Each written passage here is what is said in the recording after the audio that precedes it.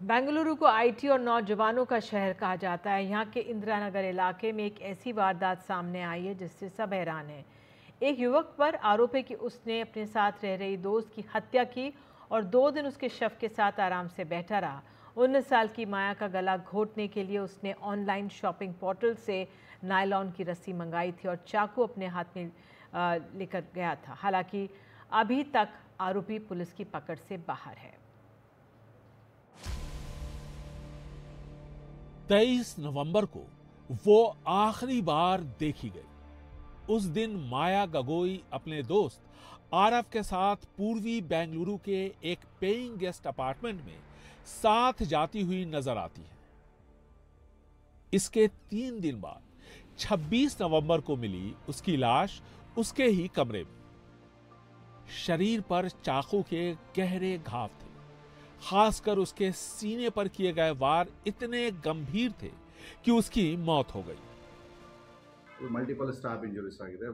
कमरे से मिले दस्तावेजों से पता चला कि मृतका का नाम माया गोगोई है और वह 19 साल की थी। उसके शरीर पर कई गहरे घाव थे। सबसे घातक चोट उसके सीने पर चाकू से वार के थे। उसके सिर और बाकी शरीर पर भी चोट के निशान थे। हमारी जांच में पता चला है कि मुख्य संदिग्ध आरव है, जो केरल का रहने वाला है। पुलिस की जांच में सामने आया कि माया और आरव दोनों ही काउंसलिंग प्रोफेशन में थे और एक समय एक ही कंपनी में काम करते थे। उनकी दोस्ती के बारे में माया के परिवार, खासकर उसकी बड़ी बहन को जानकारी थी, जिसके साथ माया रहती थी।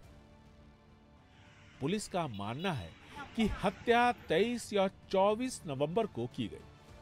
आरव इसके बाद 2 दिन तक माया के शव के साथ उसी कमरे में रहा। आरव ने एक ऑनलाइन पोर्टल से नायलॉन की रस्सी मंगवाई थी, जिसकी डिलीवरी उसी पेइंग गेस्ट रूम में हुई। छुरी वो पहले से अपने साथ लेकर आया था। हमने पाया कि आरोपी आरव के पास पहले से एक चाकू था और उसने ऑनलाइन 2 मीटर लंबी नायलॉन की रस्सी ऑर्डर की थी। रस्सी की डिलीवरी रूम में हुई थी, जिसका कवर भी हमें वहीं मिला। इससे जाहिर होता है कि उसने इस हत्या की पूरी योजना बनाई थी। हालांकि उसकी गिरफ्तारी के बाद ही सही जानकारी मिल पाएगी। हत्या का आरोप आरव पर है। घटनास्थल से जो सबूत मिले हैं वो भी आरव की तरफ ही इशारा करते हैं। ऐसे में सवाल ये उठता है कि आरव ने माया की हत्या क्यों की। पुलिस का कहना है कि आरव की गिरफ्तारी के बाद ही तस्वीर साफ हो पाएगी।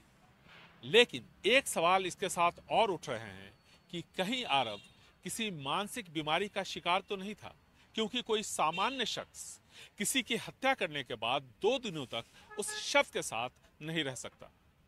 बेंगलुरु से कैमरामैन कुमार के साथ निहाल किदवई, एनडीटीवी इंडिया।